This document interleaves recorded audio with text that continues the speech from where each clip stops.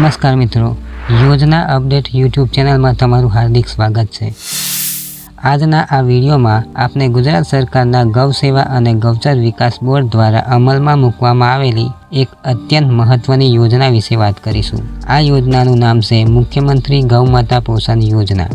જો તમે ગૌશાળા અથવા પાંજરાપોળ સંચાલન સાથે જોડાયેલા હોવ તો આ માહિતી તમારા માટે ખૂબ જ કામની છે। તો ચાલો જાણીએ આ યોજનાની સંપૂર્ણ માહિતી।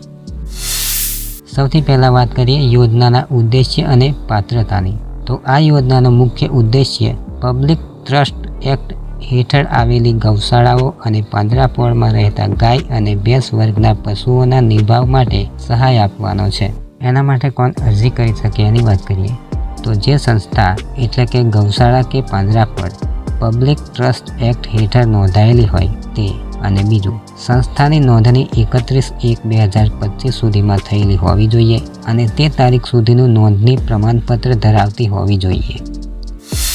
હવે વાત કરીએ મળવાપાત્ર સહાયની। આ યોજના હેઠળ ગૌશાળા કે પાંજરાપોળમાં રાખવામાં આવેલા ગાય અને ભેંસ વર્ગના પશુઓના નિભાવ માટે પશુ દીઠ દર મહિને 900 રૂપિયાની સહાય આપવામાં આવે છે।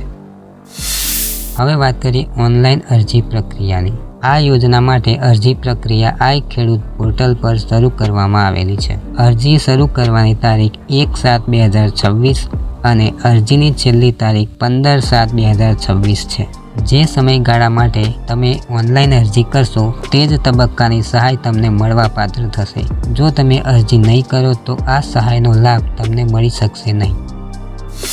હવે વાત કરીએ અરજી જમા કરવાની પ્રક્રિયા વિશે। તો માત્ર ઓનલાઈન અરજી કરવાથી કામ પૂરું નથી થતું, તમારે નીચે મુજબની કાર્યવાહી કરવી ફરજિયાત છે। 1. ઓનલાઈન અરજી કર્યા બાદ તેની પ્રિન્ટ કઢાવી લેવી।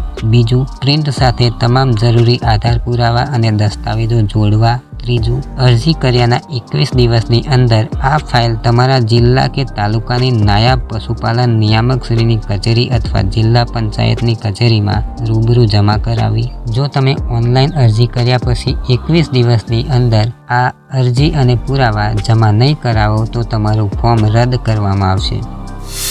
તો મિત્રો, આ હતી મુખ્યમંત્રી ગૌ માતા પોષણ યોજનાની મહત્વની માહિતી। આશા છે કે આ માહિતી તમને ઉપયોગી લાગી હશે। જો તમને આ વિડીયો પસંદ આવ્યો હોય તો લાઈક કરો અને શેર કરજો, જેથી અન્ય જરૂરિયાતમંદ ગૌશાળાઓ સુધી આ માહિતી પહોંચે। અને આવી જ સરકારી યોજનાઓની માહિતી માટે અમારી ચેનલ યોજના અપડેટને સબસ્ક્રાઈબ કરવાનું ભૂલતા નહીં। મળીએ એક નવા વિડીયોમાં નવી યોજના સાથે। ધન્યવાદ।